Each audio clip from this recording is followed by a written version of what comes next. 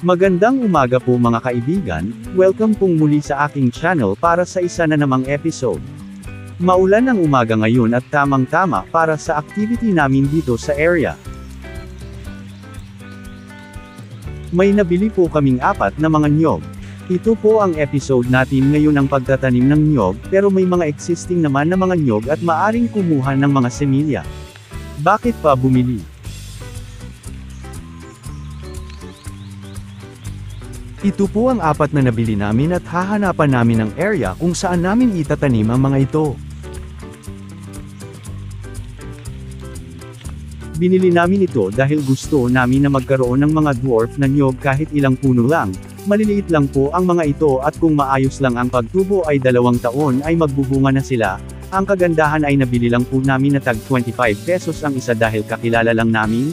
Ayaw pa sana kaming bigyan dahil pangtanim din ito sa kanilang farm. Normally, ang ganitong semilya ay nasa mahigit 100 piso hanggang 200 bawat isa. Disclaimer lang po, hindi po kami expert sa pagtatanim ng niyog, susubukan lang namin kung magiging maayos ang paglaki nila, at nagugustuhan din namin na abot kamay lang ang mga bunga. Kung mapapansin ay halos napuno na ng mga niyog dito sa area, may ilang mga prutas katulad ng avocado, langka, durian at iba pa, maghahanap lang ako ng spasyo para dito sa 4 na niyog.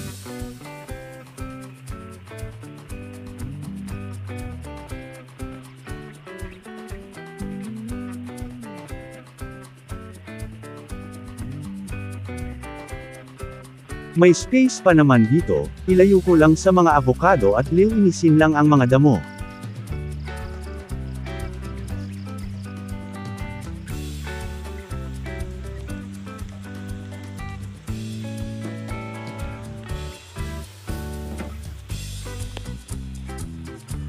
Dito namin itanim ang unang niyog.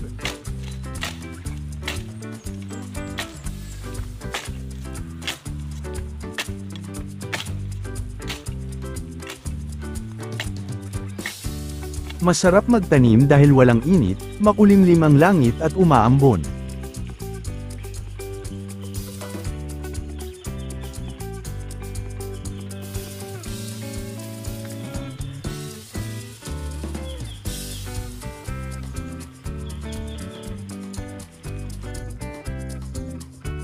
May katigasan na ang lupa, parang compacted na siya at kailangan na bongkalin, lalagyan ng compost na dumi ng manok para organic lang ang pataba.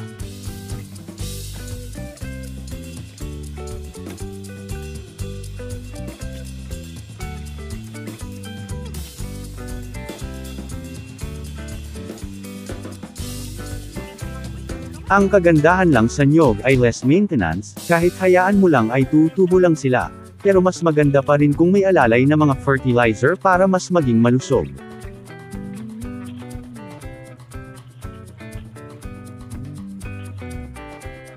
Dumi po ito ng mga manok na composted na, isang magandang organikong pataba sa mga tanim.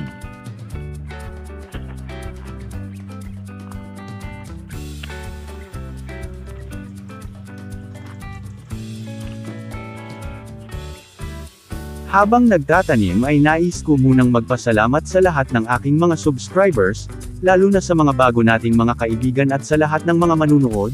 Maraming salamat po sa patuloy na suporta.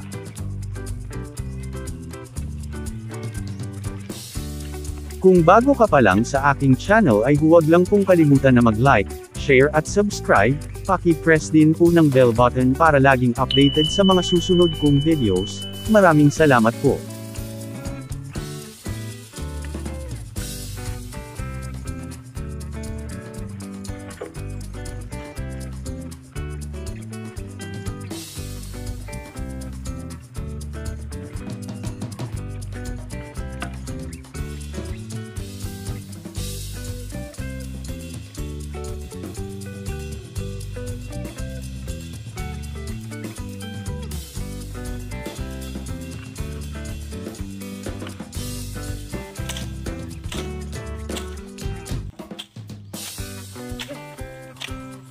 Sa pangalawang pagtatam na naman, enjoy lang po kayo sa panunood habang kami ay nagtatanim.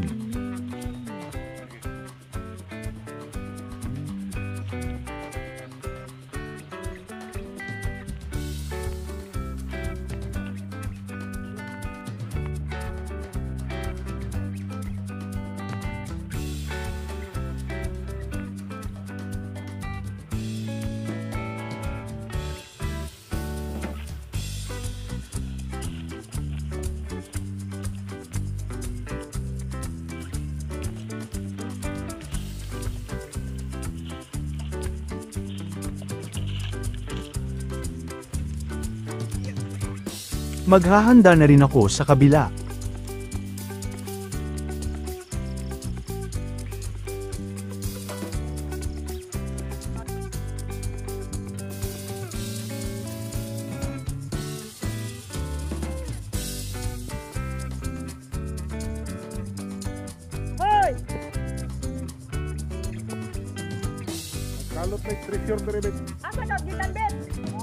Bakit hindi na lang dwarf na variety ang itinanong lahat dito?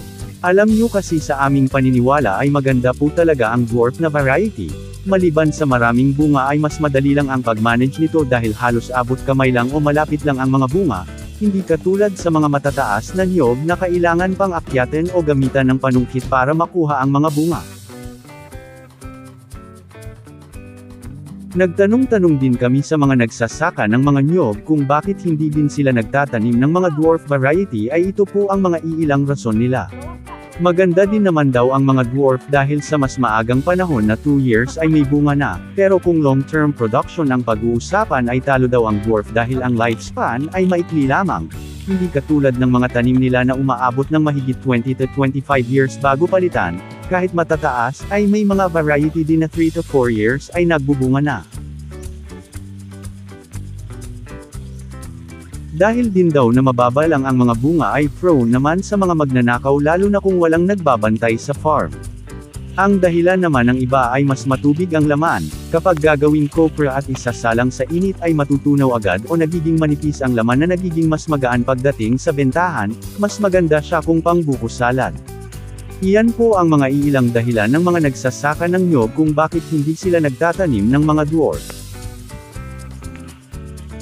Kung iisipin ay may mga punto rin naman ang mga bihasa na sa pagninyog, ang mga dahilan naman namin ay bilang pang dekorasyon lang sa may harap ng bahay. Naaaliw kasi kami na mas abot kamay lang ang mga bunga para mas madaling makuha at makapagbuko salad agad. Kung iisipin ay iilang puno lang naman ito. Naitanim na po namin lahat at sana tumubo sila ng maayos at malulusog, in God's will.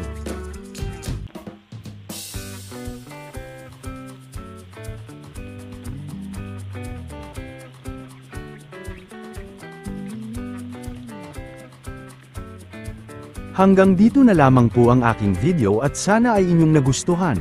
Maraming salamat sa inyong panonood at happy farming po mga kaibigan.